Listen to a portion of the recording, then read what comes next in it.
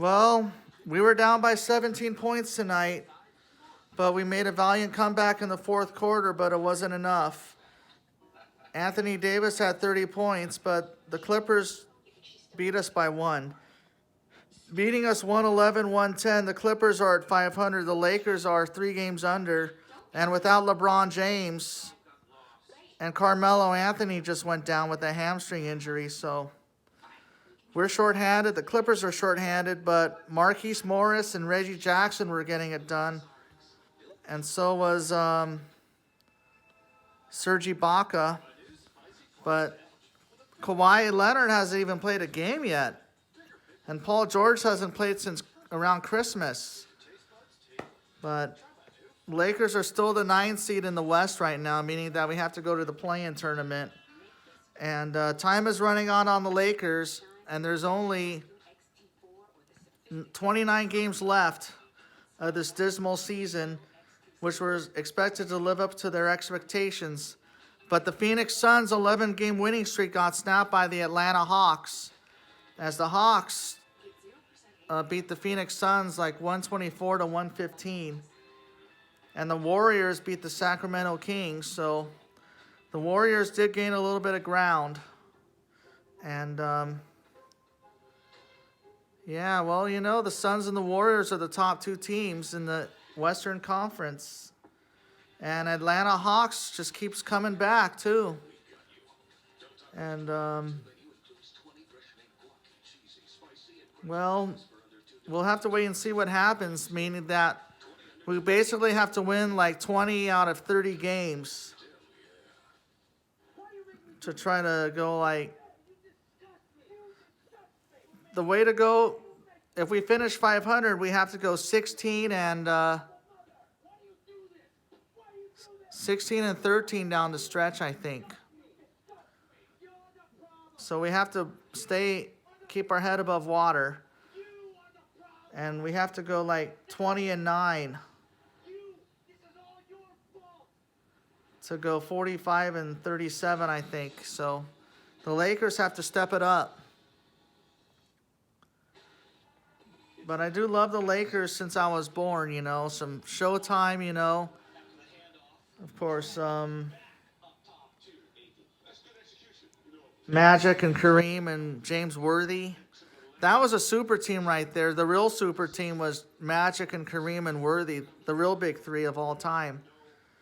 The Showtime Lakers has to be the best era we ever had. And, of course, Shaq and Kobe as well were good, along with Derek Fisher and Rick Fox. And I thought this Russell Westbrook trade was garbage. We should have kept Kyle Kuzma and Montrezl Harrell and Caldwell Pope. And look what they're doing in D.C. They're trying to stay in the playoff chase, too. And the next game is on Saturday against the New York Knicks. And speaking of the Knicks, they haven't won a NBA championship since '73. So they've waited like half a century to get back into glory, you know. But during my lifetime, the Knicks only made the finals twice, and they lost both times. But even though we lost to the Clippers don't have any championships. Lakers still got 17. But hopefully we will win number 18 before Boston does it. But yeah, the Celtics are the main rivals of us. And I just want to say one thing. Boston sucks. Boston sucks. Boston sucks. But, well, the Lakers have a day off tomorrow, but we're 3 games under 500, so the Lakers got to keep pushing and try to keep your foot on the gas pedal down the stretch so we can have try to finish with a winning record and try to go into the play-in tournament or try to finish at least in the 5th or the 6th seed.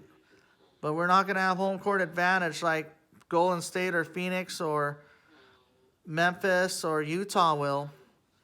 Of course, you got Denver and Dallas and Minnesota and the Clippers ahead of you at the moment. We only lead Portland right now. The Portland Trailblazers are currently leading in the Western Conference. Because that means we have to go to the 9-10 game. and we'll have home court in that game. And if we win that game, then we play for the 8th seed. And if you win that game, then you play Phoenix. But it's likely we'll probably get swept. And the Nets have lost 6 in a row as well, because for the second straight year, experts were picking Lakers Nets in the finals. I don't think that's going to happen because the Nets have been struggling. And without Kevin Durant and Kyrie Irving only allowed to play on the road, and James Harden is not doing too much. And so it looks like that Brooklyn might not make it out of the first round either. So I think the way it's looking, it's probably going to be the Bucks and Suns again. It could be a rematch from last year, because I think the Bucks are going to turn it around, or it could be Miami or Chicago, or the Sixers, because we all know in the East it's up for grabs, but it looks like Phoenix will probably go back to the finals. They'll probably be Golden State in the Western Conference Finals the way it's looking, but anything can happen between now and the end of the year. So buckle up and keep your head up and have a great night. And I'll talk to you later. Peace.